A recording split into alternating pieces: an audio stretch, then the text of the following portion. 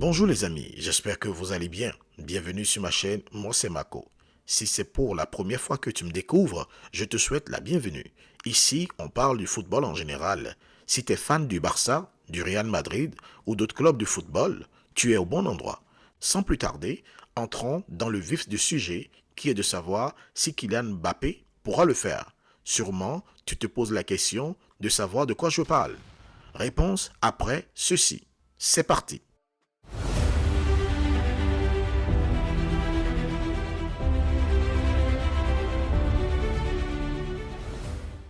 Après l'officialisation de Kylian Mbappé au Real Madrid, il est temps de remettre les pieds sur terre et de se poser les vraies questions. Justement, parlant de ça, il y a une question qui me vient à l'esprit. Celle de savoir si Kylian Mbappé pourra-t-il le faire.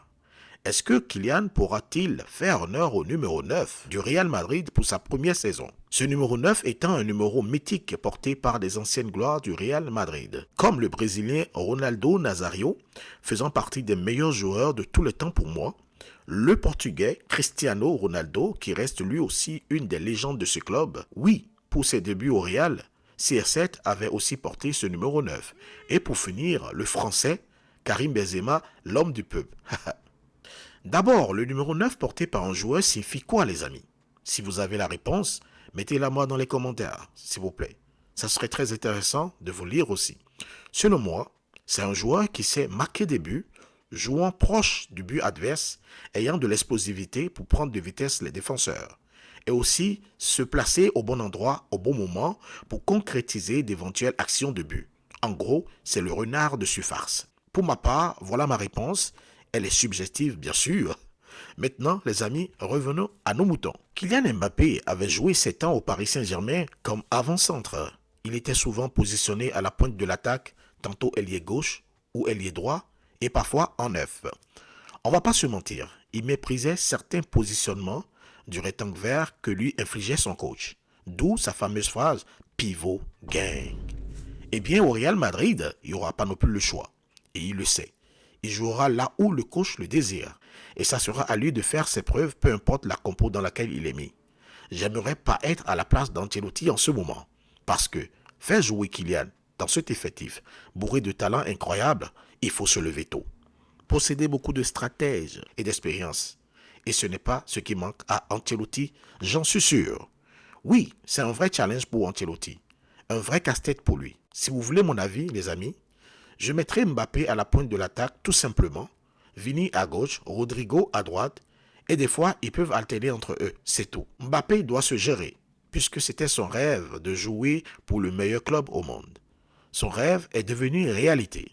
Il nous a fait attendre pendant plusieurs années. À cause de lui, Pérez a manqué de signer plusieurs joueurs intéressants, comme Erling Haaland, par exemple, dans les mercatos passés. Les fans du Real n'ont pas encore oublié ces épisodes de Fuis-moi, je te suis, Suis-moi, je te fuis. Aujourd'hui, Kylian reste un joueur confirmé, une superstar de football mondial, a gagné sa Coupe du Monde à 19 ans, gagné la Ligue des Nations et a raflé d'innombrables trophées en Ligue 1 tellement c'était trop. Je me rappelle de sa vidéo devenue virale où il parlait de ces trophées, je cite, meilleur buteur dans le sac, meilleur passeur dans le sac, champion de France dans le sac. Le ballon aussi dans le sac. Mais il rentre pas. Plus de place. Ah. Ceci démontre à quel point il était fort. Bah, de notre côté aussi, on aimerait tous voir Kylian nous émerveiller. On aimerait le voir devenir le meilleur joueur qu'il était il y a 2 ou 3 ans. Il n'aura pas d'excuses. Il doit faire honneur à l'écusson du Real Madrid et aussi faire honneur aux prédécesseurs ayant tous porté ce fameux numéro 9, comme je le disais au début de ma vidéo, R9, CS7 et KB9, qui au passage ont tous gagné le Ballon d'Or. Déjà, que sa présentation au Bernabéu soit un hommage rendu à CS7, on dirait un copier-coller. Non, non, je rigole. Il doit charbonner sur le terrain pour se faire pardonner. Alors, vous comprenez maintenant pourquoi je disais s'il pouvait le faire, les amis.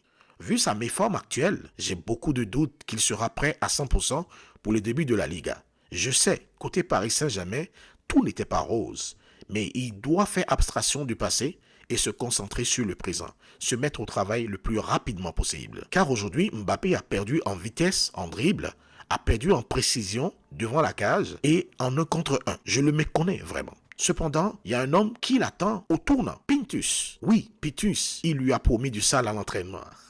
Il mettra en place pour Kylian le programme sportif de Cristiano Ronaldo.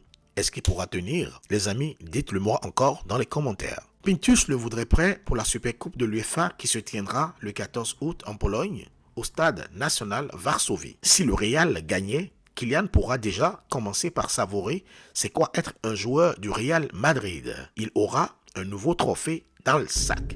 Mbappé a tout pour réussir au Real Madrid. L'environnement, le staff, les joueurs, les fans, l'ambiance qui règne au Bernabéu. Tout lui est propice. Il doit nous faire ressortir la rage en lui de vaincre. Sinon, il risque d'en prendre cher au Real Madrid, ce qui pourrait le nuire mentalement, nuire à ses performances sur le terrain, et il passera d'un héros à zéro. Donc, prudence, prudence et encore prudence. Au final, seul le temps pourra nous dire si tout ira bien pour Kylian Mbappé au Real Madrid et s'il pourra faire honneur à ce numéro 9. Ma petite intuition me dit oui, mais je garde quelques réserves.